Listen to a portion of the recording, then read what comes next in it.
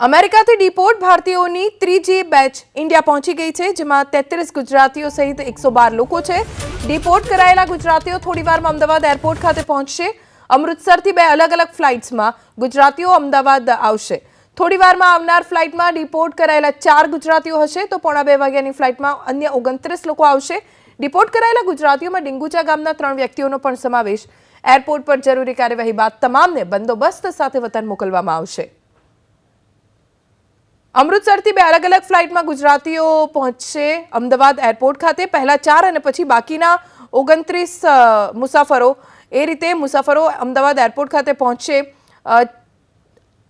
જે ગુજરાતીઓ છે તેમાં મોટાભાગના ઉત્તર ગુજરાતના ગુજરાતીઓ છે કે જે ગેરકાયદે અમેરિકા ગયા હતા અને અમેરિકાએ તેમને દેશ નિકાલ આપીને તેમના વતનમાં પાછા મોકલ્યા છે। ત્રીજી ફ્લાઇટ 112 લોકો આવ્યા, જેમાં 33 ગુજરાતીઓ।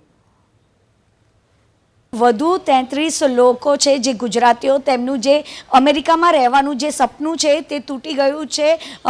બે અલગ અલગ ફ્લાઇટમાં આ ગુજરાતીઓને લાવવામાં આવશે, જેમાં પહેલી જે ફ્લાઇટ છે તે 10:45ની જે ફ્લાઇટ છે, જેમાં 4 ગુજરાતીઓ આવશે અને ત્યારબાદ 1:45ની ફ્લાઇટમાં બીજા 29 લોકો આવશે। જો કે તે જ્યારે અહીંયા આગળ એરપોર્ટ પર આવશે ત્યારે દરેક જિલ્લાના લોકોને જે પોલીસ છે તે પોતાના ઘરે લઈ જશે, પરત લઈ જશે। આપ જોઈ રહ્યા છો તમામ લોકો માટે અહીંયા આગળ ગાડી મૂકી દેવામાં આવી છે। જો કે ગઈકાલે જે US એરફોર્સ વિમાન એમાં 112 લોકો જે અમૃતસર પરત ફર્યા હતા ને, જેમાંથી ગુજરાતના 33 લોકો છે તે પરત ફરવાના છે। જો કે પહેલી બેચમાં 33 ગુજરાતીઓ આવ્યા હતા, ત્યારબાદ ગઈકાલે 8 જેટલા ગુજરાતીઓ હતા તે તેમની વતન વાપસી થઈ હતી અને આજે ફરી એક વખત 33 લોકોની વતન વાપસી થવાની છે। તો ઝીલન ઓવરઓલ જોવા જઈએ તો